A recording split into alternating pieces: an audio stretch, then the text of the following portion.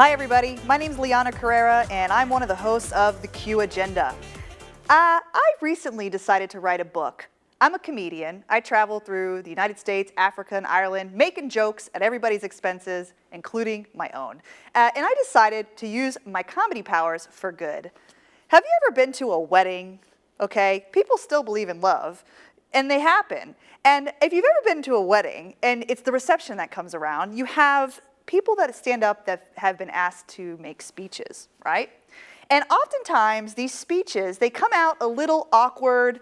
The father of the bride might sob into the microphone the whole time, or maybe the best man gets way too personal or mean, kind of roasting his friend, that it becomes a shit show pretty quickly. So that's why I put out a book, and this book is called, here it is, Alda's gonna put it right here for me. It's called Don't Fuck It Up, the 7 tips from a comedian to write a heartwarming and special wedding speech. I'm pretty sure that's not the title, but the point is, it's right here for you to see it. So here's the gist, guys.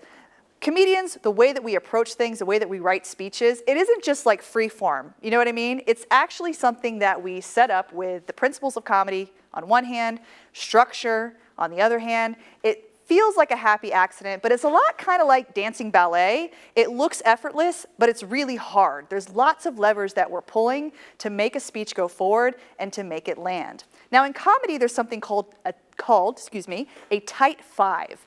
And basically, when someone asks you to give a speech at a wedding, they're asking you for your best tight 5. Now, does this mean that you're gonna go through a series of jokes in 5 minutes and have to make the crowd laugh the entire time? No, but it does mean that you've got a 5-minute speech that you've worked on, that you have a beginning, middle, and an end, and that it's tight, meaning it doesn't sound like it wasn't rehearsed, or it doesn't sound like you're improvising it on the spot.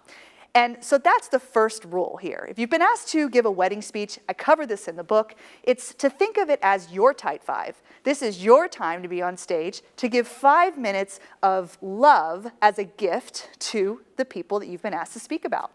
So inevitably, when you get asked to give a speech, you freak out, right? That's because public speaking of any kind actually triggers our flight or fight response in our brain. And so it's absolutely normal for you to freak out and be scared and panicked. Actually, you're in very good company.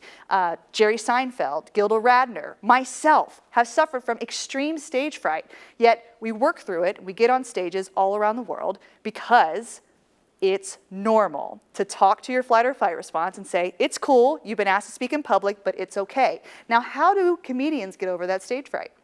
Well, one of the ways we get through the stage fright is to understand that it's not about us. So if you've been asked to give a wedding speech and you're freaking out and you think it has to be perfect and you think you have to capture everything about the couple and all the eyes are gonna be on you, the main thing to do is to remind yourself that it's not about you at all. It's actually about the couple that you're talking about. That's called throwing the spotlight. It's not about you, it's about the couple. See, as comedians, we learn that we need to feed our confidence and not our anxiety. And so to have thoughts in your head, well, we feed our anxiety too, because the jokes, come from a little bit from anxiety, but we feed our confidence, especially moments before stage. We do not repeat to ourselves the thoughts that make us anxious. So remember, if you've been asked to give a speech, try to feed your confidence. You were asked to be this person for a reason. You're special to this couple in their life, and how cool is it that they've asked you to help share in this moment with them. Now, when you are done with the psychological trickiness of having to write, the thought of having to write a wedding speech, you can move on, right? And here is where comedy and the structures of comedy can really help you too. Comedy has something called the rule of 3s. That is, the rule of 3s can be seen in every punchline, setup punchline that we have. The rule of 3s can be seen in every examples that we give. And the rule of 3 is what I just did to you just now. I gave you 3 examples of the rule of 3. So I'm kind of pulling back the curtains here on comedy as well. But what it does is it gives you a baseline to know that you have 5 minutes and you have to follow the rule of 3s. Now the rule of 3 for a speech is going to be what? It's going to be like a hamburger bun. And again, I get more into this in the book. Now, 2 hamburger buns, right? You've got your intro, which is going to be a hook or something funny that you start with. Here's another little secret. No matter what you say at the top of your speech, it's gonna be funny. That's because there's so much tension that fills the room when all eyes sort of kind of look at you talking about the couple, there's a tension. And whatever you say is gonna break that tension. So don't be too nervous. You're gonna get that first laugh up top. But you take the top of your hamburger bun, and that includes the introduction. Hey, everybody. And this was me at my sister's wedding, right? My sister, who was very feminine, former Redskins cheerleader. Okay, we're very similar people. So when I got up at her wedding, I said, hey everybody, my name is Lianna, and I am my sister's older, more feminine, and then I messed it up. But that's okay, because even if I mess up right there, the audience still laughs. But you want to say who you are and how you know the person and make the joke up top. And this is your chance to segue.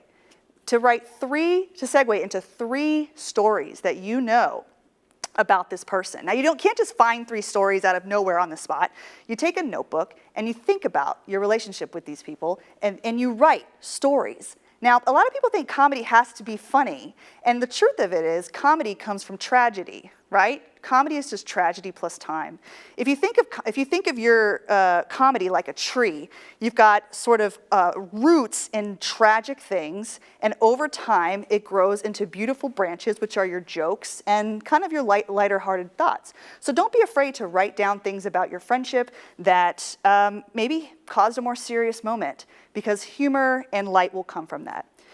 The last thing I want to say, because there's so much good stuff in this book, but the last thing I want to say is that once you figure out your 3 stories, and you have the top of your hamburger bun, and the 3 stories are the meat, and the outro is the bottom of the hamburger bun, that hamburger bun on the bottom, an old comic trick is to end how you begin, okay? So you can have an outro all about how you began. So if you said, hey, my name is Lianna, I've known Joanne since we were in the 1st grade, and man, wow, we got in trouble, huh? You know, you're just making fun, you're like, well, I'm here today because I'm so happy to be here. You're telling stories. Well, at the very end, I might call back, and I might say, I'm so happy that you 2 have found each other, but not as happy as I am that I sat next to you in the 1st grade. Do you see that? And then the audience goes, oh, right? So call back at the very end. So that's kind of like your little comedy philosophy hamburger, if you will.